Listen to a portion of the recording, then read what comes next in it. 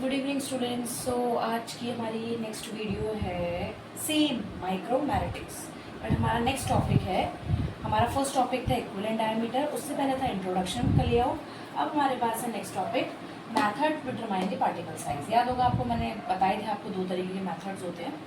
सो हमारे पास है पार्टिकल साइज को डिटरमाइन करने के लिए दो मैथड, एक है सेपरेशन और एक है काउंटिंग। उसी को अगर देखिए, काउंटिंग में हम नंबर डिस्ट्रीब्यूशन, सेपरेशन में वेट डिस्ट्रीब्यूशन। तो हम उसको ब्रीफ और एक्सप्लेनेशन या एक्सप्लेन करने से पहले हम एक फ्लो चार्ट देखेंगे जिसमें मैंने मेथड लिख रखे हैं, इंस्ट्रूमेंट यूज लिख रखा है, पार्टिकल साइज रेंज है और इक्विवेलेंट डायमीटर है। तो हमारा जो मेथड है हमने चारों डिफाइन कर दिए। एक है optical, sieving, sedimentation, conductivity method. Optical microscopy और कंडक्टिविटी मेथड ये आपके मेनली काउंटिंग मेथड के अंदर आते हैं, जिसमें हम क्या करते हैं, एक तरीके से नंबर। अब नंबर में भी क्या है हमारे पास, हाँ इसमें एक डिफरेंस है।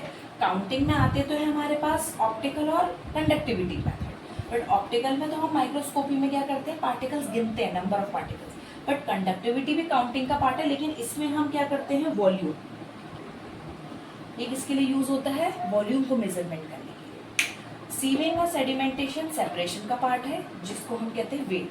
अगर आप सीविंग मेथड यूज करेंगे तो आपको वेट रिटेन पता करना जरूरी है, सेडिमेंटेशन में भी हमें वेट रिटेन पता करना चाहिए। ये दो हो गए आपके सेपरेशन फॉर वेट, ये हो गया आपका काउंटिंग फॉर नंबर, ये भी आपका हो गया काउंटिंग बट वॉल्यूम। अब मेथड हमारे पास है। इंस्ट्रूमेंट देखिए, ऑप्टिकल माइक्रोस्कोपी में क्या यूज कर रहे हैं, माइक्रोस्कोप, जिसमें हम कंपाउंड माइक्रोस्कोप बोल सकते हैं। सीविंग में हम क्या रिसीव शेकर, हाँ ये बहुत इंपॉर्टेंट है। सेडिमेंटेशन भी हम यूज करते हैं एंडरसन एपरेटस। ये वैसे मैं आपको एक्सप्लेन करके बताऊंगी। बस एंडरसन एपरेटस मतलब, या इसको आप कह सकते हो एंडरसन पिपेट भी बोलते हैं। एक तरीके से क्या होती है, पिपेट होती है, ठीक है। इस तरीके से ये एक पिपेट सी होती है और साथ में इसका एक वेसल होता है बाहर का, सिलेंड्रिकल शेप में एक वेसल होता है और साथ में क्या होती है आपकी एक पिपेट होती है। तो इसीलिए इसको हम दोनों चीजों को, इसको पूरे को हम कहते हैं एंडरसन पिपेट और एंडरसन एपरेटस।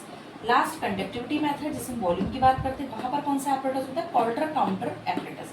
तो आपको ये पता होना चाहिए कि आप कौन कौन से मेथड यूज होते हैं पार्टिकल साइज को डिटरमाइन करने के लिए। अब आपने अगर ऑप्टिकल और सीविंग करा है प्रैक्टिकल में, तो आपको पता होगा कि पार्टिकल साइज, अगर एवरेज पार्टिकल साइज आपको फाइंड आउट करना है तो हमारे पास होता है sigma n d upon sigma n. ये तो आपको कैलकुलेशन से पता होना चाहिए, क्योंकि हम कैसे एन फाइंड आउट करते हैं। कहीं पर एन वेट रिटेन होता है सीविंग में, कहीं पर एन नंबर ऑफ पार्टिकल्स होते हैं। कैसे आप डायमीटर फाइंड आउट करते हैं, कैसे आप एन इंटू डी करके एन डी निकालते हो, उसका टोटल करते हो सिग्मा एन डी। एन जो आपने निकाला via the wait via the number, उसको आप क्या करते हैं, टोटल करते हैं। टोटल करने के बाद आप वैल्यू पुट करते हैं। तो एवरेज पार्टिकल साइज का कॉमन सा formula sigma n d upon sigma n, जो हम ऑप्टिकल और सीविंग में करते हैं। इनमें इसलिए करते हैं क्योंकि हमारे पीसीआई के अकॉर्डिंग ये प्रैक्टिकल से में दिए हुए सब्जेक्ट। अब आता है पार्टिकल साइज रेंज। इससे आपको ये भी पता चल रहा है, अगर हमारे पेपर में खाली ऑप्टिकल आएगा तो आपको सबसे पहले क्या लिखना है, या सीविंग सेडिमेंट या जो भी, आपको स्टार्ट कैसे करना है। आपको सबसे पहले उसका इंस्ट्रूमेंट बताना है, देन आपको पार्टिकल साइज रेंज बतानी है कि कितना फाइंड आउट कर सकता है पार्टिकल साइज रेंज, और साथ में बताना है इक्विवेलेंट डायमीटर। डीपी मींस जो हमने पढ़ा था पिछली वीडियो में, प्रोजेक्टेड डायमीटर, जिसको हमने कह सकते हो आप एज अ स्फेरिकल माना था, लेकिन वो ऑब्वियसली ऑब्जर्व्ड होगा as a asymmetric particle. Sieving में सीव शेकर यूज होता है, इसका पार्टिकल साइज जो होता है रेंज, वो 5 to 1000 माइक्रोमीटर होती है, हमेशा माइक्रोमीटर है। स्टार्टिंग की पहली वीडियो में मैंने डाला था कि माइक्रोमैग्नेटिक्स मींस स्मॉल पार्टिकल्स की स्टडी करना, मेजरमेंट करना, और उसकी यूनिट होती है माइक्रोमीटर। डीसीव अभी हमने देखा था, सीव करेंगे अगर छानेंगे कोई चीज तो आपका सेम अपर्चर साइज रहेंगे, क्योंकि सीव नंबर 10 है अगर, या 20 है तो 10 है तो उसी में आप स्पेरिकल भी करेंगे, उसी में नॉन स्पेरिकल। तो सेम चीज स्पेरिकल आप सोच रहे हैं, लेकिन कर क्या रहे हैं आप, नॉन स्पेरिकल। सेडिमेंटेशन में हमारा एंडरसन एपरेटस है, ये होगा, ये हम बताएंगे आपको। और इसी में एंडरसन एपरेटस में ही आपको जब सेडिमेंटेशन स्टार्ट करोगे तो आपको पता होना चाहिए क्या, स्टोक्स लॉ। आपको स्टोक्स लॉ पता होना चाहिए।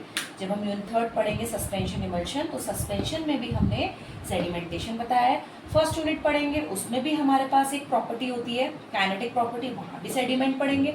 तो 3 जगह तो आपको सेडिमेंट पढ़ना है, unit first, unit third and unit fourth. तो जहां भी स्टोक्स लॉ होगा वहां पर एक इक्वेशन आएगी जिससे हम सेडिमेंटेशन को प्रूफ करेंगे।